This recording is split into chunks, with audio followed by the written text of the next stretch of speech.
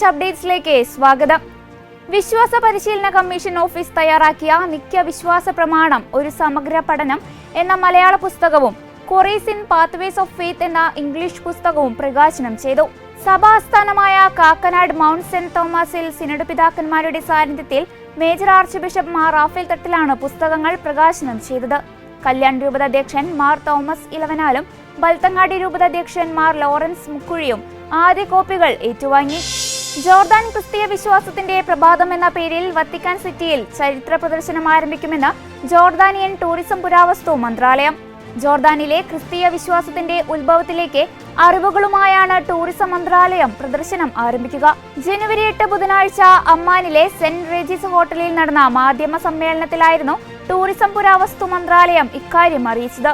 ജനുവരി 31 മുതൽ ഫെബ്രുവരി 28 വരെ വത്തിക്കാനിലെ പലാസോ ഡെല്ല കൺസേലരിയിലായിരിക്കും പ്രദർശനം. കാലിഫോർണിയ സംസ്ഥാനത്തിന്റെ ചരിത്രത്തിലെ ഏറ്റവും വിനാശകരമായ തീപിടുത്തം ലോസ് ആഞ്ചലസിൽ പടരുന്നതിനിടെ ദുരന്തത്തിന്റെ ഇരകൾക്ക് വേണ്ടി പ്രാർത്ഥിക്കുവാൻ ആഹ്വാനവുമായി മെക്സിക്കോയിലെ കത്തോലിക്ക സഭ. മെക്സിക്കൻ എപ്പിസ്കോപ്പൽ കോൺഫറൻസ് ഇന്നലെ ജനുവരി 10 പുറപ്പെടുവിച്ച പ്രസ്താവനയിൽ ദുരന്തത്തിന്റെ ഇരകളോട് അടുപ്പം പ്രകടിപ്പിച്ചു. തീപിടുത്തങ്ങൾ ബാധിച്ച വീടുകൾ, ഇടവക പള്ളികൾ, സാമൂഹ്യ കേന്ദ്രങ്ങൾ എന്നിവയുടെ നാശത്തിൽ ദുഃഖം പ്രകടിപ്പിച്ചു. 65 കത്തോലിക്ക സ്കൂളുകൾ അടച്ചുപൂട്ടാൻ നിർബന്ധിതരായതായി ആഞ്ചലൂസ് അതിരൂപത അറിയിച്ചു. സീറോ മലബാർ മിഷൻ ക്വസ്റ്റ് 2024 ആഗോളതലത്തിലുള്ള വിജയികളെ സഭാ സിനഡിനിടെ പ്രഖ്യാപിച്ചു. വിദ്യാർത്ഥികളുടെ വിഭാഗത്തിൽ ഇടുക്കി രൂപതയിലെ ഇസബെല്ല ബിനു കൂടത്തിൽ 1ാം സ്ഥാനവും കോതമംഗലം രൂപതയിലെ അഗസ ബെന്നി 2ാം സ്ഥാനവും എറണാകുളം അങ്കമാലി അതിരൂപതയിലെ ജെയ്സ് ജോസഫ് 3ാം സ്ഥാനവും കരസ്ഥമാക്കി. മുതിർന്നവരുടെ വിഭാഗത്തിൽ കല്യാൺ രൂപതയിൽ നിന്നുള്ള റോസിലി രാജൻ 1ാം സ്ഥാനവും കാഞ്ഞിരപ്പള്ളി രൂപതയിൽ നിന്നുള്ള ടെസി മാത്യു മുതുപ്ലാക്കൽ 2ാം സ്ഥാനവും മാണ്ഡ്യ രൂപതയിൽ നിന്നുള്ള ബീന ജോൺ കളരിക്കൽ 3ാം സ്ഥാനവും കരസ്ഥമാക്കി.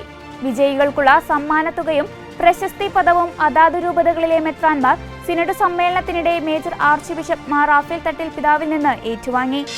ലോസ് ഏഞ്ചൽസിൽ ഉണ്ടായ തീപിടുത്തത്തെ തുടർന്ന് ഇറ്റലി സന്ദർശനം റദ്ദാക്കി അമേരിക്കൻ പ്രസിഡന്റ് ജോ ബൈഡൻ. അതിൽ പ്രസിഡന്റ് ബൈഡന്റെ അവസാന നയതന്ത്ര യാത്രയും ഫ്രാൻസിസ് മാർപ്പാപ്പയുമായുള്ള കൂടിക്കാഴ്ചയും ഉൾപ്പെട്ടിരുന്നു. ഫ്രാൻസിസ് മാർപ്പാപ്പയുടെ ക്ഷണപ്രകാരം ജനുവരി 9 മുതൽ 12 വരെ ഇറ്റലിയിലേക്ക് പോകാനായിരുന്നു ബൈഡൻ നിശ്ചയിച്ചിരുന്നത്.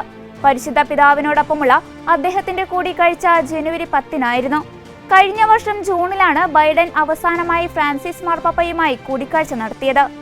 ഇതോടെ ചർച്ച അപ്ഡേറ്റ്സ് പൂർണ്ണമാകുന്നു. നന്ദി.